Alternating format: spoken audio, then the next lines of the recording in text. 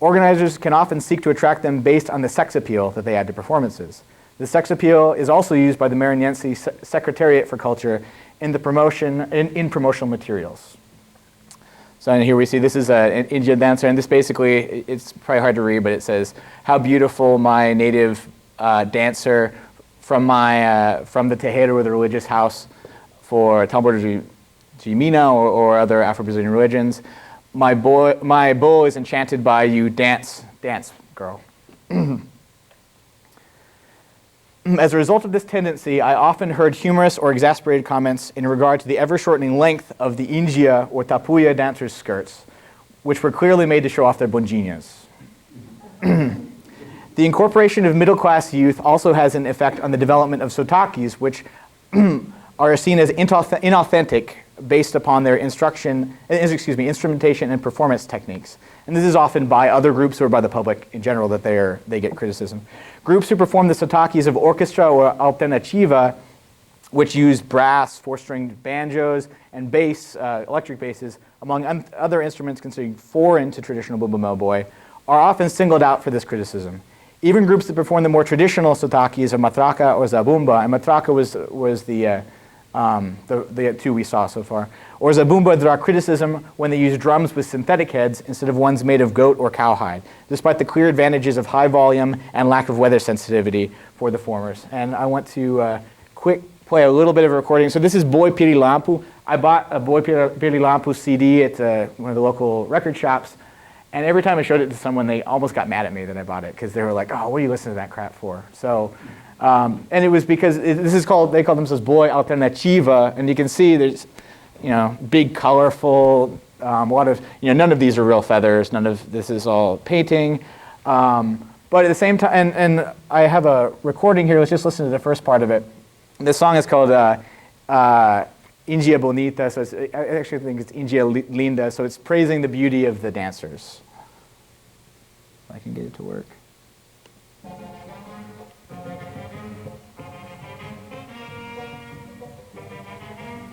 So you can hear the primary reasons they're criticized is use of the brass, but you also have kind of things going more in the direction of other popular culture, like synthesizers and cavaquinhos, the little Brazilian four-stringed instrument that's used for samba.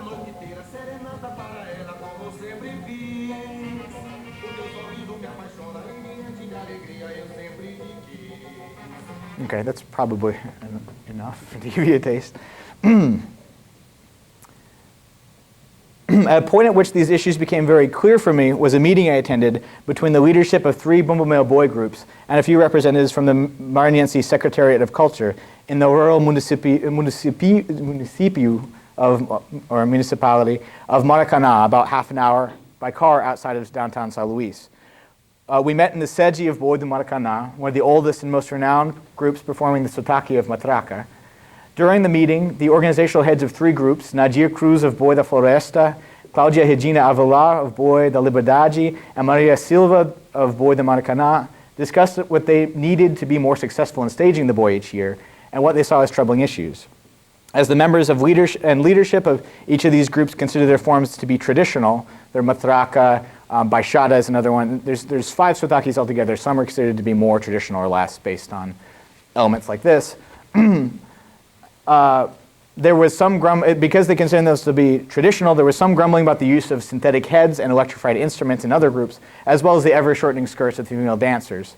When the discussion turned to funding, each of the community members emphasized the need for more money for utilitarian expenses, especially the sheer cost of transporting hundreds of people, costumes, and instruments from the communities to the different performance spaces in São Luiz. When one of the government representatives put forward a number of funding possibilities, including direct corporate sponsorship, Najir responded sarcastically, "Of course, we can each have our own sponsor, and we will rename our groups according to that sponsor. We can be Bumba-Meu-Boi de Oi," which Oi is one of the biggest telecommunication companies in Brazil. It is not simply corporate and state sponsors with which these groups express frustration. Cláudia Regina Avelar later told me that she was glad for researchers who were investigating Bumba-Meu-Boi, and this is probably in some way also as a compliment or to make me feel welcome, But she said the reason she likes these researchers is that they draw attention to the fact that international NGOs often come and make promises, yet the promised help never arrives. These statements clearly demonstrate the continual negotiation of artistic and intellectual freedom, authenticity, and complicity that these groups participate in through their interaction with the state and their corporate and NGO sponsors. Urban Tambor de Crioula groups are subject to some of the same types of negotiation. Mestre Moral, whose terreiro or religious house, and it's kind of a loose term in this case, he has an altar to São Benedito. There are some elements of Tambor de Mina, but is not a strictly religious house. He draws a broad clientele to his weekly all-night Tambor de Crioula rodas, partially as a condition of the government funding he's received for his activities, including the procurement of his terreiro, which used to be an abandoned 4-star restaurant. Amaral gives regular workshops and public performances as well. As such, he has taught people from a wide variety of regional backgrounds, regional and national backgrounds, and socioeconomic classes. And he's also taught workshops in Rio, he said, in Curitiba, lots of places all over Brazil. As a result, though, his Friday all-night rodas feature constantly changing and diverse roster of dancers and drummers. And this, let's see, there we go. So this is a roda Mestre Amorals, and you can see we have people just, I guess it stops my press that we have people just milling around drinking beer. We have, not dressed in the skirts, not planning to dance, as well as people over here of all different. I talked to people who are university students who went up and danced. There's an Italian artist who regularly performs with Mr. Amoral's group, and these dancers also live in the city and have professions like. One of my friends who dances regularly is a manager at OI. Some of them are university students. But then you have Mestre Amaral right here, who is from one of the municipios outside, who only in the past 10 years has moved into the city. As well as some of the drummers and people who teach with him are also from outside and have moved recently to the city.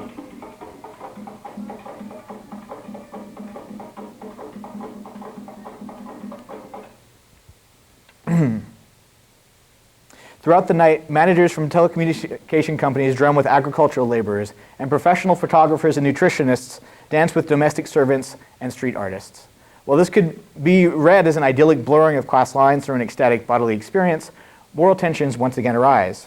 Speaking with participants at these events, I would regularly hear criticisms of the dress and dance of certain dancers. A common criticism was that young middle-class dancers, such as these here actually, were too sexual in their movements, turning a mildly sensual dance into an overt seduction. One veteran dancer told me that she saw some young women dancing with one eye looking over their shoulder, implying that they were looking for the next sexual tryst in the crowd while moving in the roda. Conversely, I heard regular criticisms of the groups which used the costume of the colonial Afro-Brazilian woman with turban. And you probably notice she's behind here, right? This dancer bears a striking resemblance to a baiana, which is the traditional depiction that comes from, from the popular music in the 30s through, and now is a staple of Rio samba schools. And in this case, we wouldn't call her a baiana because we're in Maranhão, but there's definitely this aspect of embodying this stereotype of an Afro-Brazilian woman. One evening, a woman expressed frustration to me that this was simply a representation, or maybe even misrepresentation, of what people would have worn in the past as their daily dress. Essentially, that this would be something someone would just be wearing, and then there would be a roda would open up and they would dance. And that in this instance, it was an essentializing trope. Yet at the same time, both of these elements are desirable for the government agencies, such as the Maranhense Tourism Board and Secretariat of Culture, which book groups like Mestre Amoral's for public festivals. The sexuality of the dancers, as well as their embodiment of folkloric imagery, serve as powerful attractors for tourist dollars, as well as government usage for political ends. This was evident in the installment of Governor Flavio Gino this January, which was preceded by a variety of performances of Cultura popular, including local samba blocos, but particularly emphasizing Tambor de Crioula. And at the event, the free intermingling of cultural performers from the poor urban district of Oriente, which and the political elite of São Luiz made obvious the discrepancy in wealth and education that marks the city, but also could be taken as a sign of the new governor's commitment to populist reform. As Gino has only been in office for 2 months, it is yet to be seen whether he will live up to his promise of doing and this is the group Tambor de Oriente at the Posse do Governadores, basically when in office this day. I'm blanking on the word. So basically, regardless of these, excuse me, I'm sorry. Okay, as Dino has only been in office for 2 months, it is yet to be seen whether he will live up to this promise of doing away with the oligarchy and corruption that marked the Sarni's long time in power. Regardless, from day one, Gino recognized the need to harness the power of Maranhense Cultura Popular in the form of one of its foremost manifestations, to establish his political bona fides. Another important element of interclass participation in Maranhense Cultura Popular is cultural appropriation, which I believe here is again serving as a means of maintaining cultural citizenship. As Conclini has pointed out, in the negotiations of the Popular, no one group, even the marginalized populations that position themselves or are conceived as culture bearers, can claim complete control over these performances. Middle-class musicians and artists, whether professional or amateur, also take up these Cultura Popular forms as their own. A good example is the band variously known as Grupo Afros here, or Afros Afrodicis as well, because they're mainly women, who incorporate elements of both Bumba-Meu-Boi, Tambor de Crioula, as well as other Maranhense and Northeastern cultural traditions into their music. I'll give you just a really brief taste of this. And you can see here it's...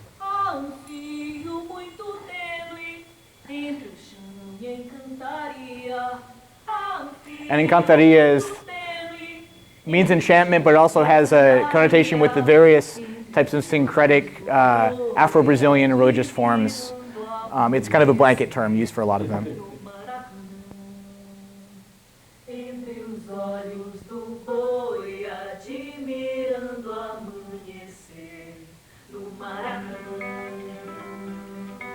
So you have the maraca and the matracas coming in, and it's all supposed to be kind of imitating a toada of Bumba-Meu-Boi. Okay. In this song, Entre Chão and Cantaria, they celebrate the enchanted quality of Maranhão, which is manifested in its music and dance traditions. It is through this culture which they, like many other Maranhenses of various class and ethnic backgrounds, practice not only for pleasure, but also to create and maintain a specifically Maranhense cultural identity. At the same time, these musicians' participation in and use of Cultura Popular is one of many choices available to them based on their relative privilege. Maranhão also has a thriving rock, heavy metal, and hip-hop, as well as a lot of other genres, have hip-hop scene that accommodates musicians who would rather align themselves with external cultural trends. The members of Grupo Afros can step into the realm of Cultura Popular and participate, or forego it at their leisure. Therefore, their use of these traditions is inherently political.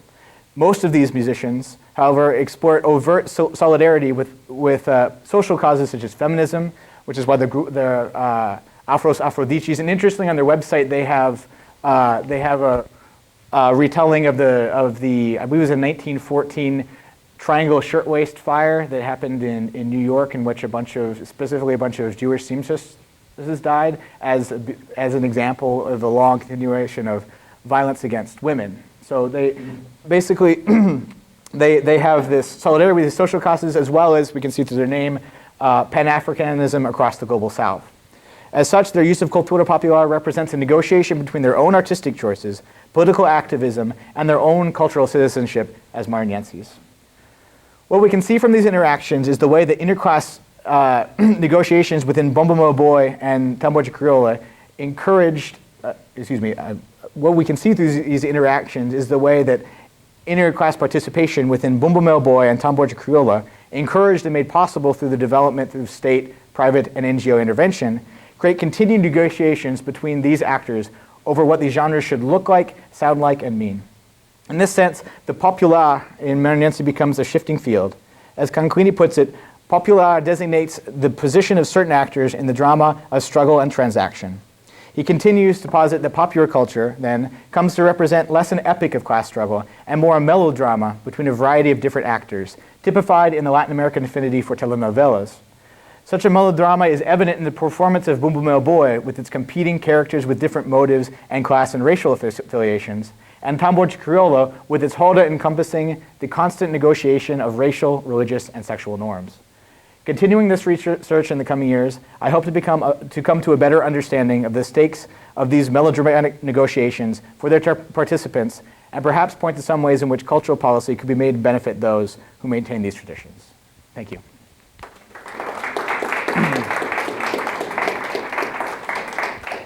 Yes? Early in your talk, you mentioned about the figure in Portugal, or the mate who then disappeared, that's in Morocco. What's the name? Sebastian.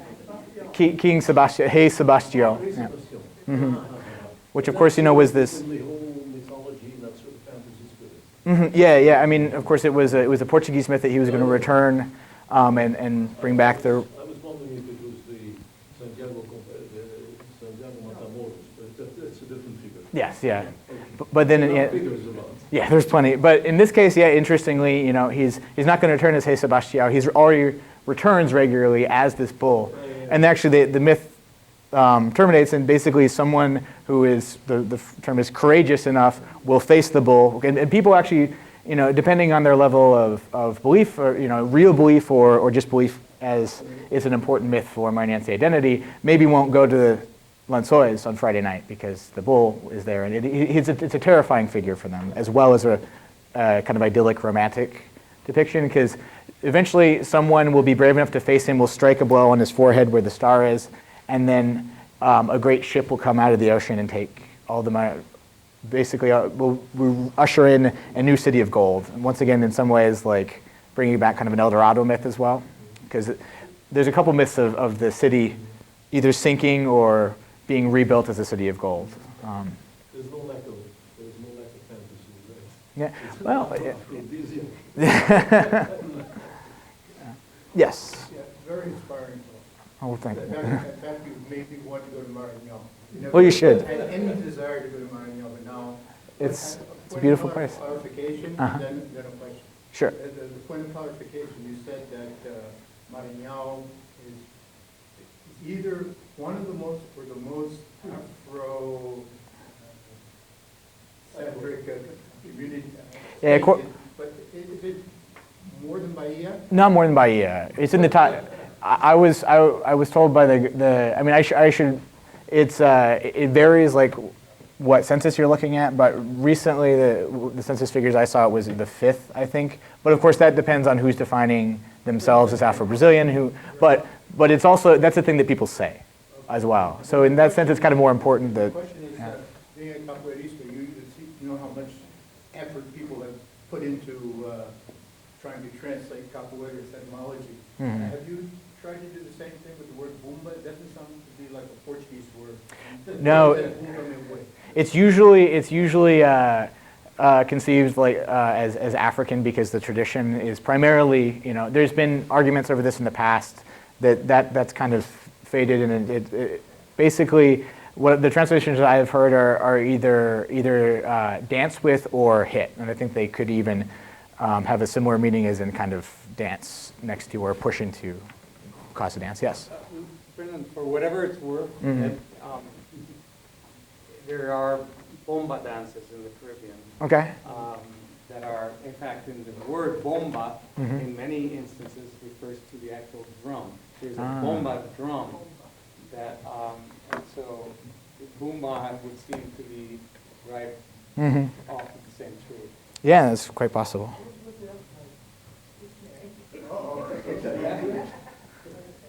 No, it just says, well, I like the interjection of what it says here, there's a,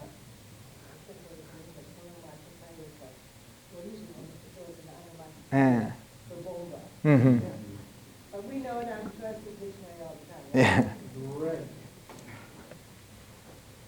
Yes, Lois. Thanks for that good lecture. Could you say something about the repertoire for both these groups? Mm-hmm.